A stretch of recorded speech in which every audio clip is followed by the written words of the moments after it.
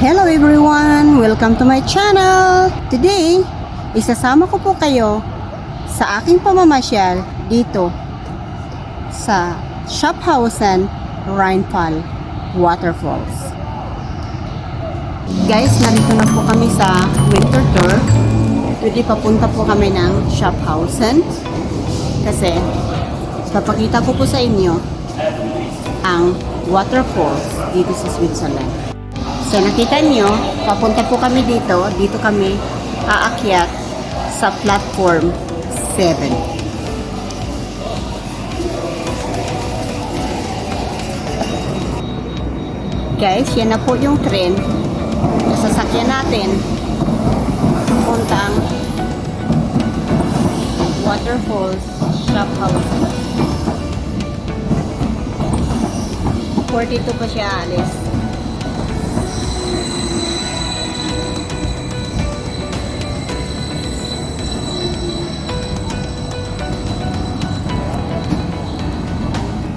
Dito kami sa itaas kasi wala gano'ng tao.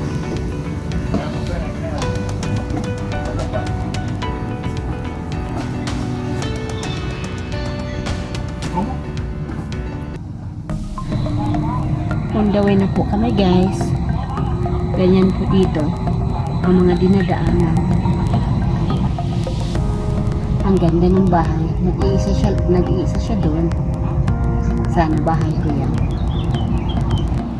Guys, narito na po tayo sa ating destination. Ito na po yung bungad ng castle. Diyan kami dadaan. Diyan po kami pupunta. At diyan sa baba yung waterfalls. So let's go!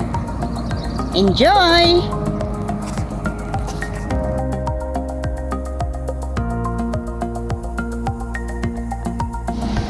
Guys, lalakad po tayo dito pababa.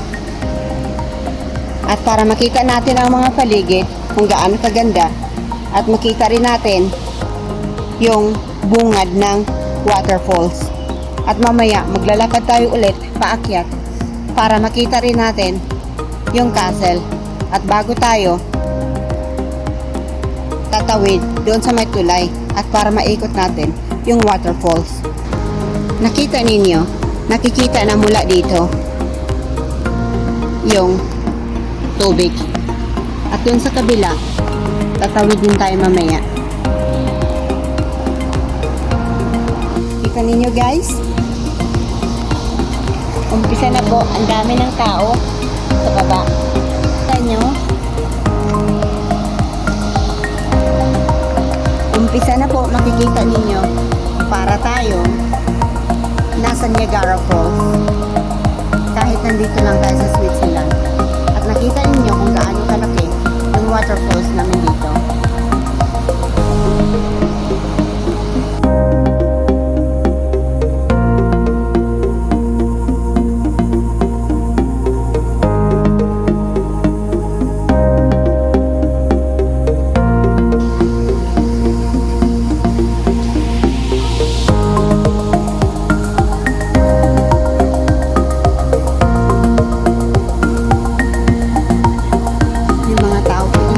Kunting init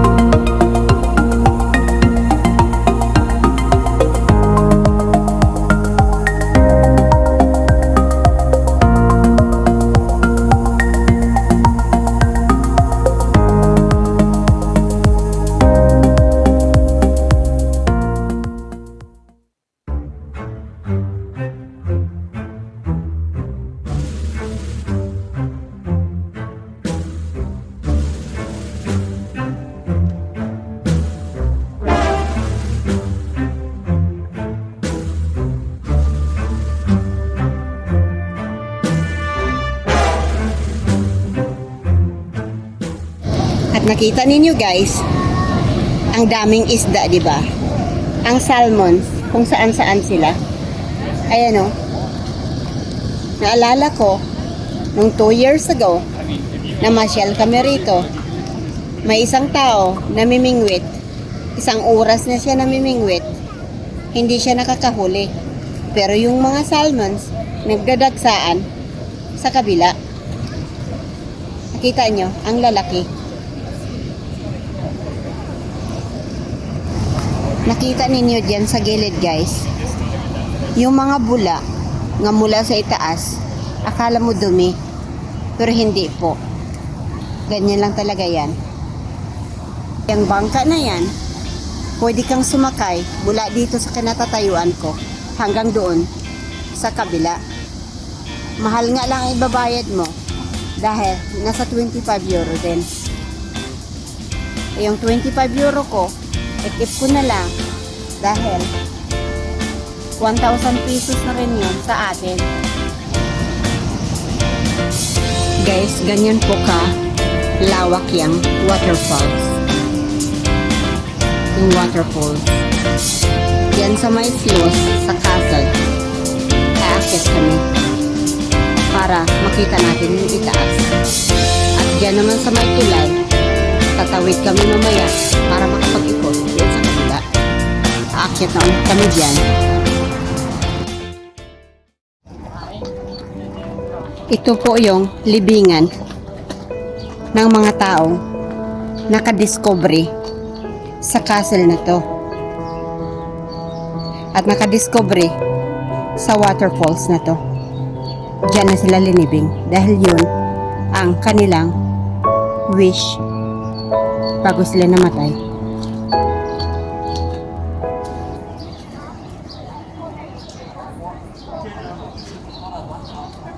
Yan po yung entrance papasok yan sa may castle.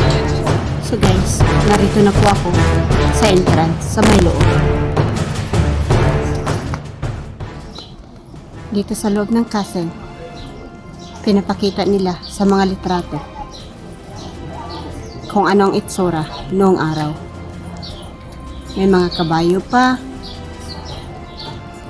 At yung castle sa tuktok, nandito po ako ngayon.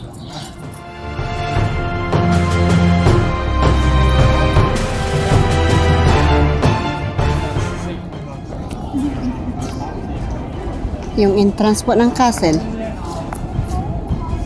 may bayad at may nagbabantay pa. So mula dito sa itaas, gano'n naman. Yung nasa ibaba, yung dugtong sa waterfalls.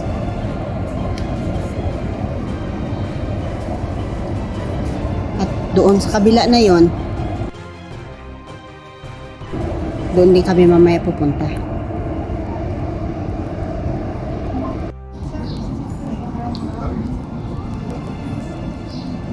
Yang machine na yan, pwede po maglagay ng 2 francs. At gagawa po tayo ng coins na ganyan ang itsura para isang souvenir. Pero videohan ko na lang para makita nyo. Mas maganda naman siguro pag nakikita nyo sa original, diba? Guys, dito naman ako sa may likod ng castle.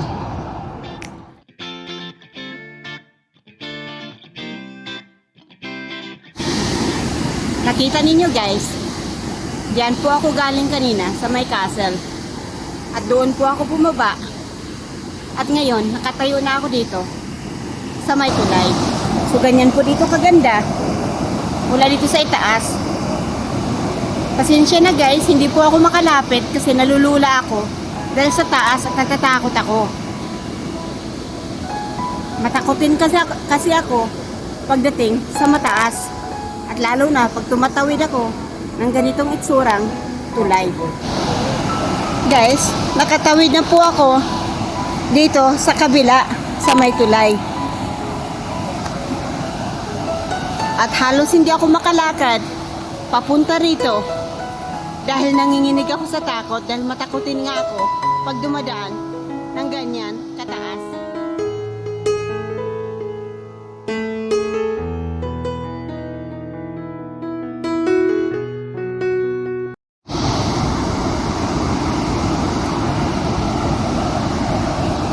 Nandito po kami sa kabila, sa may kanan.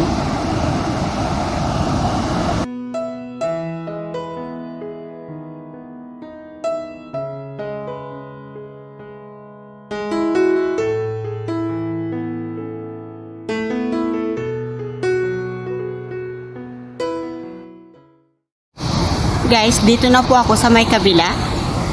Ngayon, dito sa paikot, marami ka pang makikita ng mga ganyan. Ayan, may toilet nga pwede ka munang pumunta. At ganyan naman yung paikot dito. So, lalapit lang tayo para mas maganda ang kuha natin.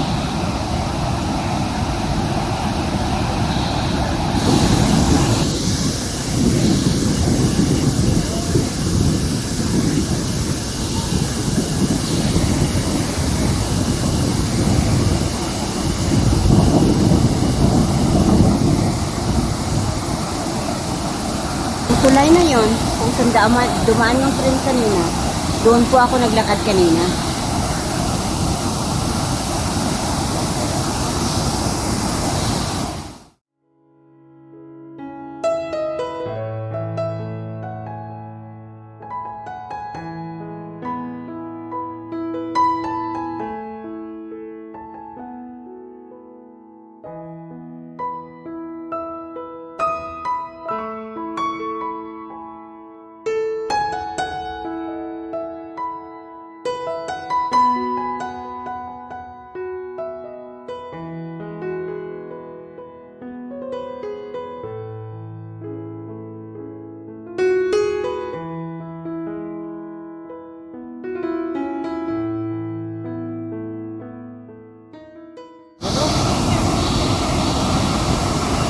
Bababa lang kami sandali dyan para makita yung view at para rin mapakita ko sa inyo ng mas mabuti pa.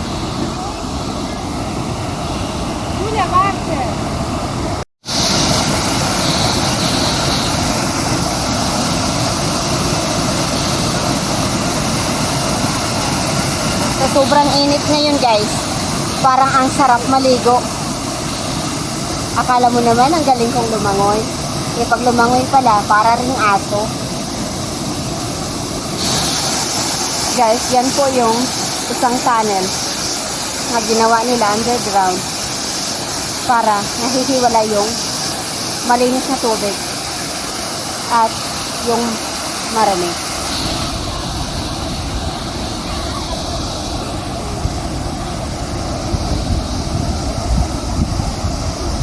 Dito, paikot-ikot, halos pare-pareho lang ang iyong nakikita. Ang daming bula, pero hindi ibig sabihin marumi yan. Kasi nga, malakas yung agos ng waterfalls. At syempre, hindi lang naman dito waterfalls ang nakikita sa paikot. Kundi marami pa rin.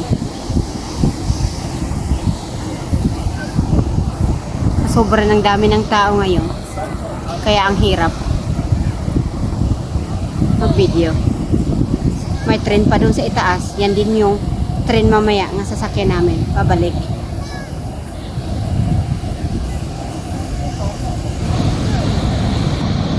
Tulad niyan, white roses.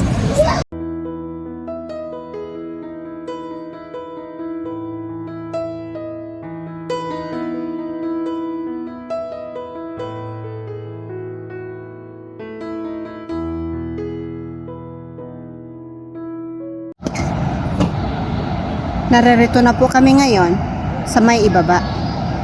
Mula dito, makikita natin yung waterfalls sa malayo. At yung kabila naman, doon po kami galing kanina, yung castle. At ngayon, doon naman kami pupunta sa diretso na yan. At kain ng ice cream sandali. So guys, narito na po ako sa pinakaibaba.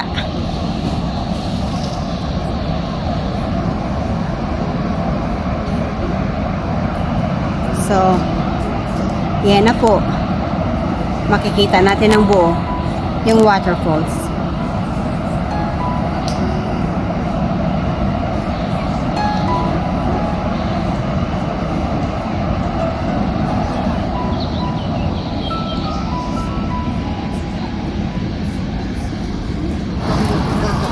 Diyan naman may mga palaruan ng bata. At nagre-relax na yung mga tao dahil sa sobrang ng init.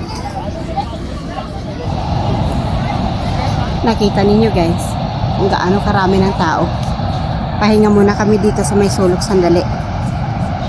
Kasi napagod na kami.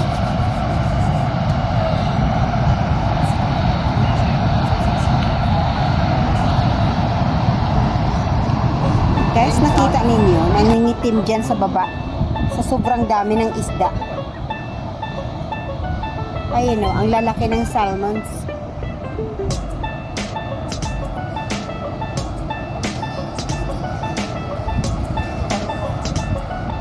Pero yung mama kanina doon, maghapon na siya nangingisda. Wala siyang makuha. Pero dito dagsa naman yung isda. Lumulutang na nga eh.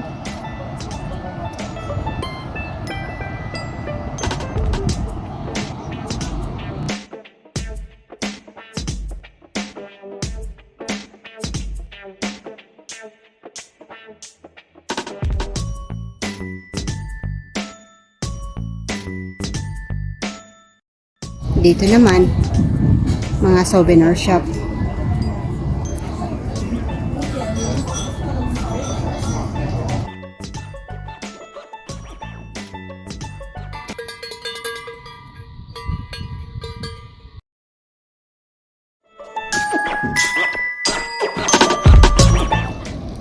Isang bangka na ang design, Swiss na Swiss. Guys, tapos na po ako dito sa my waterfalls. Ngayon, paakyat naman kami dito banda. At para makapamasyal doon sa taas na yon, hindi namin alam kung yan yung city nila. Basta, tingnan na lang namin. Ang galing ng pagkagawa nila ng tulay.